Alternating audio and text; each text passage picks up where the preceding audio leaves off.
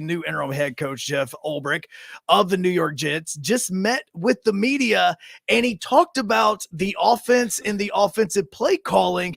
And here is what he had to say just a few moments ago in New York. Starting the staff after a lot of time to think about it and did not make this decision easily by any means. I'm going to make Todd Downing the play caller for the New York Jets going forward. And this is more a byproduct of a different take on things. I'm not saying it's a better or worse take on things by any means, but just a different take on things, a fresh approach. So ultimately, Todd will have the full say on the game plan and ultimately the plays that are called within the game. So it's a different take, just like Deep Impact is different than Armageddon. Mm-hmm. It's the same, but different. Yeah. It's the exact same. You are Aaron Rodgers. Not only are you a fool, but everybody in the Jet system is a fool. Just go back and watch the Titans offense in 2022 under Todd Downing. They were one of the 4 worst offenses in the NFL under him. Yeah, it's kind of strange, and I feel like this definitely could have been the case. And you wouldn't even have to get Robert Saleh. You get rid of him.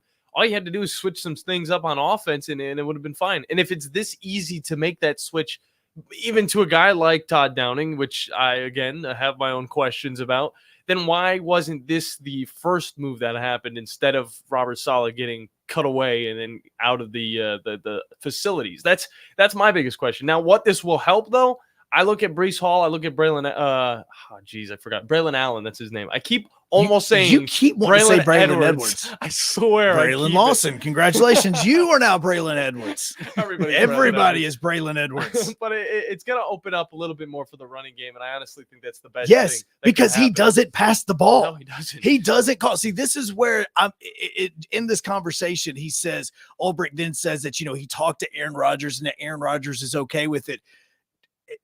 Has Aaron Rodgers paid attention to Todd Downing's offense? I don't think so. Did he pay attention to the offense that he ran in Nashville for 2 seasons? Because, yes, in 2021, team went 12-5. They got the first round bye, and they lost because Ryan Tannehill found out that the Bengals could also catch on defense. Yeah. It was crazy. But now, then you look at 2022 and what this Titans team did. They had one of the worst offenses in the NFL. Run, pass. It was it. Give it to Derrick Henry. Give it to Derrick Henry. Then we try to throw a deep pass because we have to, because it's 3rd and 14. Yep. And they're putting 8 and 9 guys in the box to stop Derrick Henry. He doesn't pass the football. Aaron Rodgers, the one thing that he's great at is passing the football. Yeah. I'll say this, all right? I honestly don't hate it. I find it hilarious. I know you find it hilarious. I think this is just comical. You were very close to that Titans team. Almost like everything's coming full circle in a way. Oh, it's hilarious that Todd Downing, when he got hired, every person in that I knew that was around the Titans was like, bring it over there. Oh my God. I don't know who this man has pictures of who doing what with a goat. I don't really know, but Todd Downing continues to fall up. I don't understand how that's the case. Yeah. Like, there's certain people in this world that just has that ability. I don't get how it is. The dumber you are, the further you go in this life. I mean, again, look at our president. Oh. So there's ways that this just continues to happen, that you're so dumb and idiotic, yet you somehow continue to get this. I don't know if it's because Aaron Rodgers knows how dumb Todd Downing is. And so he's like, yeah, look, he's going to say something. He doesn't know that I'm really just going to turn my headset off. Like, he just doesn't realize this. I'll just nod my head up and down. His headset actually isn't even going to be plugged in on the sidelines.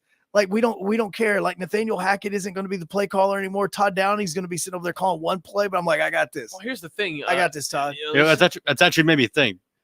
Do they actually have a mute button in the helmets? I don't to where like the QB can just go, I don't want to hear you anymore. And just tap the side of his head. Tap the side of his helmet. Like, right. Nah. Hey, sorry, it's not work. It's what? It's not working. Here's the thing, though. It's not working. I don't think Aaron Rodgers' helmet ever had the capability of having the radio function in it in the first place. I mean, he's still wearing that bucket from back whenever he was at Green Bay. But here's the thing.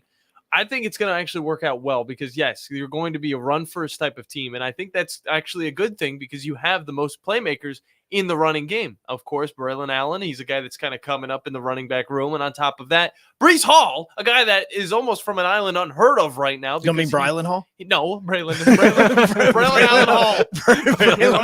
Braylon Edwards Hall.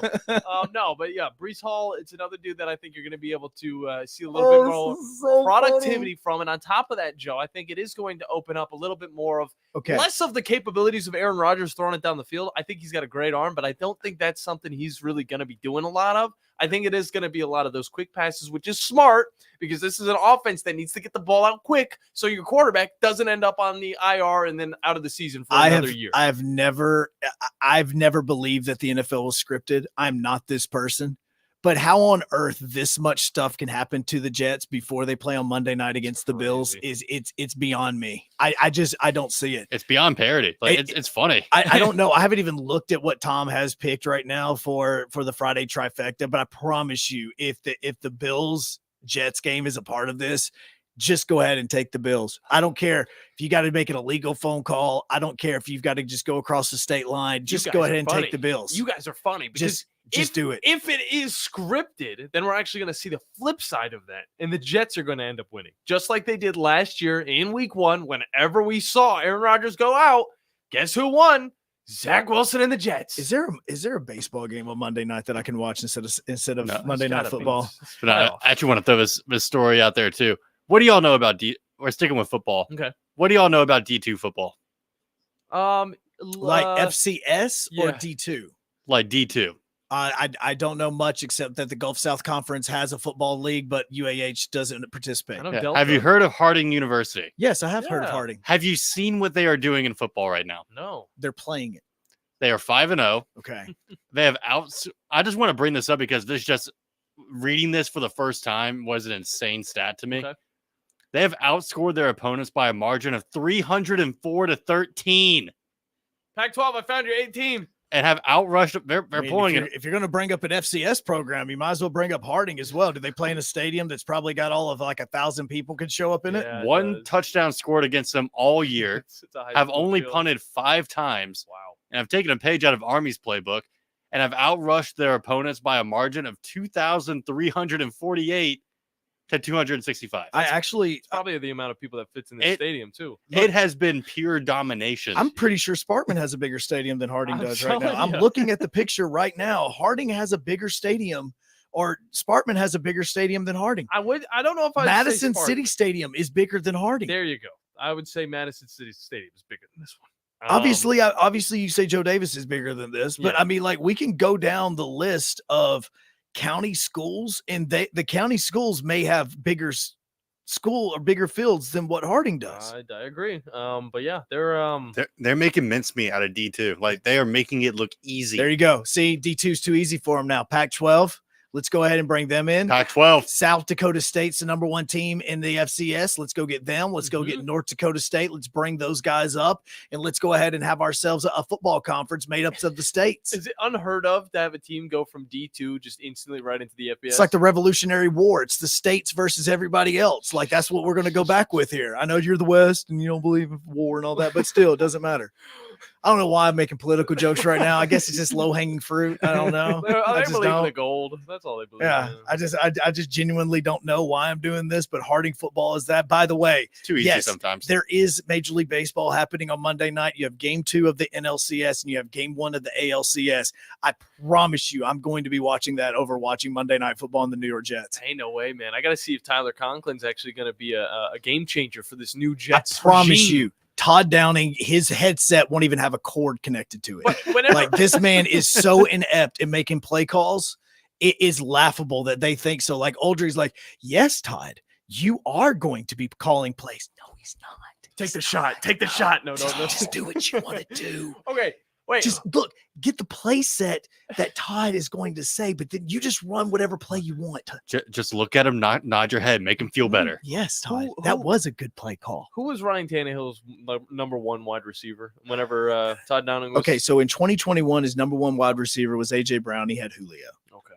And then in 2022, that's after they had traded A.J. Brown, and that's when he had Traylon Burks. That's when it was NWI. I'm trying to remember. It was I think Josh Reynolds may have been there, but he kept getting injured in Mm. this. Like it was not good. Well- Like the 2022 Titans wide receiver room was And that's a Eh. disgusting mess. And that could also be equated to a little bit of the failure that we saw from Todd Downing. Now he has a little bit more of a wide receiver room.